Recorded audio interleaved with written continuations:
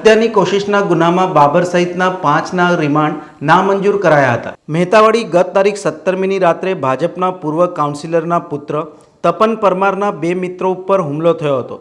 કારેલીબાગ પોલીસે આ ગુનામાં બાબર હબીબ પઠાન, શબનમ વસીમ મંસૂરી, એજાજ હુસૈન અહેમદ શેખ, વસીમ નૂર મોહમ્મદ મંસૂરી, મહેબૂબ હબીબ ખાન પઠાન અને સલમાન ઉર્ફે સોનુ હબીબ મંસૂરીની ગઈકાલે ટ્રાન્સફર વોરંટથી ધરપકડ કરી હતી। 5 આરોપીઓને કારેલીબાગના બદલે બીજા પોલીસ સ્ટેશનના લોકઅપમાં રખાયા હતા।